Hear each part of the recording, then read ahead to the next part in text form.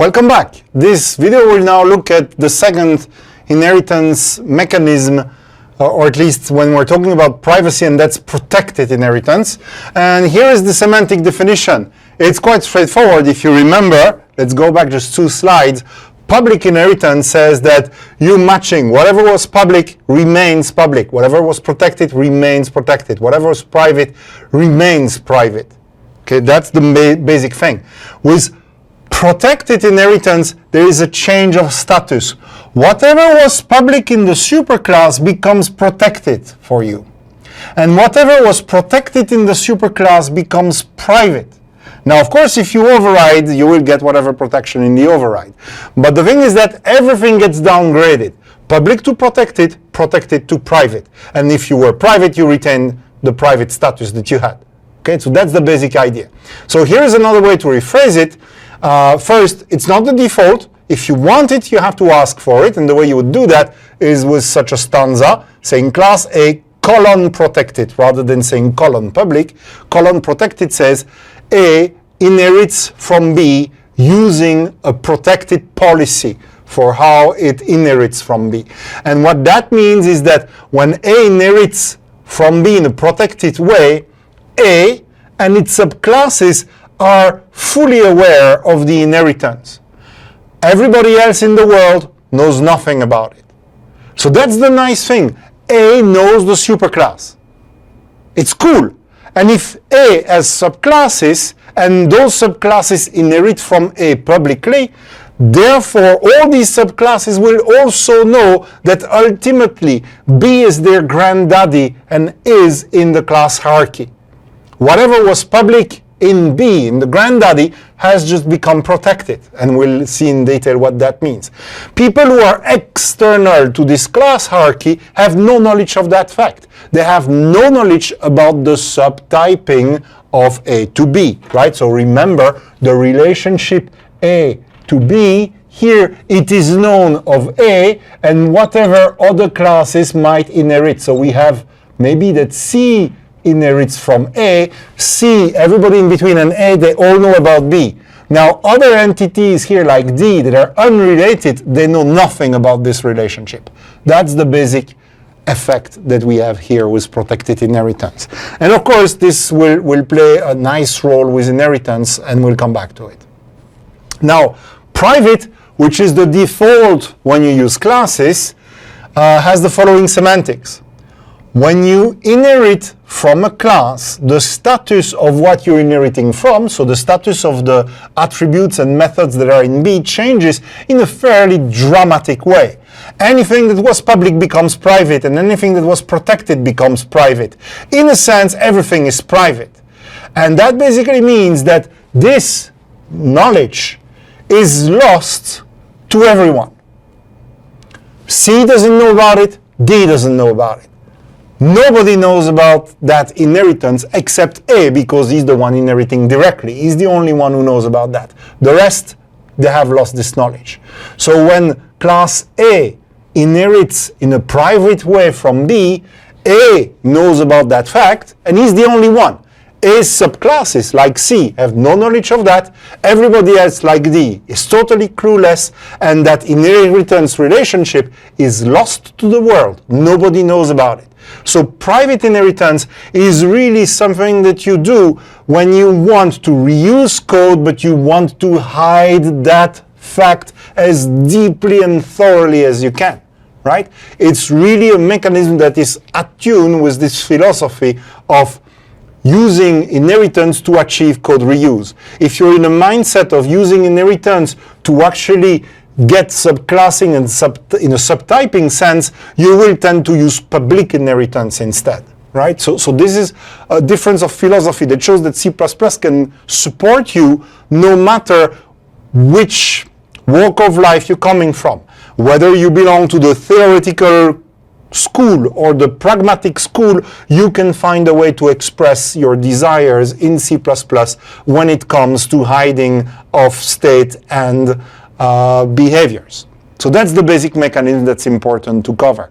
Now, a direct corollary, in the example we had discussed with mammals and human, if I forget to put the public, by default I am using private inheritance, and therefore something as routine as assigning an age to a mammal, where H is human, that's illegal, and the compiler will be screaming on top of his lungs, are you crazy? A human is not a mammal, even though you have done that inheritance here. But remember, that's an inheritance that you did solely for code reuse. Here, of course, there is no code to reuse, so the point is a little moot, but still, imagine that there are hundreds of methods in mammal. The human would have all those methods, but they would be hidden from you. And they would be maybe nice to implement the real methods of human that you wish to code up. They could actually use up everything that's inherited from high on up, but that would be hidden to everybody else. Great. Now, the second corollary, of course, is that as soon as you stick on that public annotation, these statements become completely valid. And that's of course, what you do when you espouse the style of subtyping and subclassing. Great. Now, one thing that's worth pointing out, and I've already done it, right? You've seen it in the slides, is that there is a connection between inheritance and overriding. Remember that I made a big fuss about telling these two apart. Overloading, which is redefining several methods with the same name but different types or number of arguments.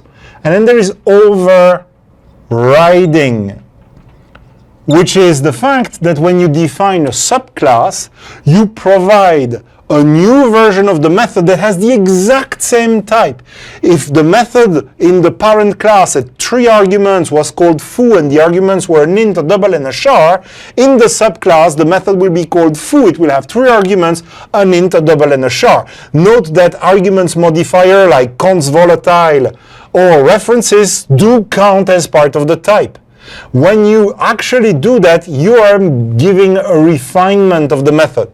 It's like the way a mammal eats or carnivore eats. Then mammals, humans are carnivores, they're mammals, they're carnivores, so you could see them as a subclass of carnivore. And in that case, when a human eats, he's not eating like a lion. We're not eating the meat raw. We're cooking it, we're using utensils, we have an entire social protocol around it. So even though the method eat exists in both, when you're defining the class human, you're refining your definition of the method eat to make it specialized for your class of human. And that's a basic mechanism. You're upgrading method, you're refining them, even though they keep the exact same type. That's overriding.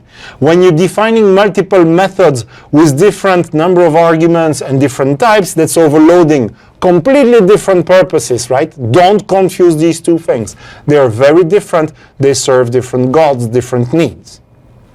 Great. Now, let's bring up this idea of overriding.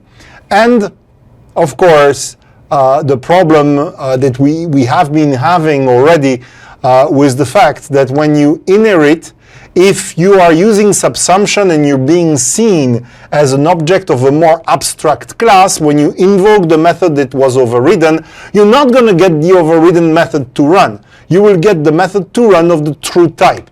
Now let's see how annoying that can be with the example from the textbook where we have undergrads and grads. So we have just 2 classes, one for undergraduates and one for graduates. The graduates are like the undergrads in pretty much all respect, except the grading policy. They are driven by these tables. For example, an undergrad who picks up a grade between, and that's not my grading policy by the way, it's just for the sake of the argument, an undergrad that picks up a grade between 80 and 100, he gets an A. Between 70 and 80, he gets a B. Now, let's say that a graduate student gets a grade of 75, does he get a B? No, because graduates are subject to much stricter policy. If he gets a 75, he's not on the B row, he's falling on the C row. So we're grading graduate students more harshly. That's the basic idea here. Again, not my policy, that's just an example. So I have 2 classes, 2 grading, and I want to override and have a specialized version in the subclass. How do we do that, right? So let's take a look at how this can be written in C++. So what I'm going to do here is come and pick up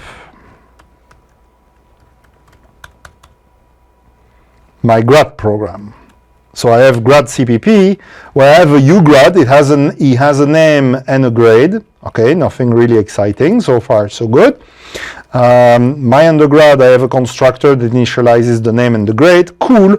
Then there is this method, const letter grade const, right? So this is a method that does not modify the object when it's being invoked. Let's remove this so that it's not on my face.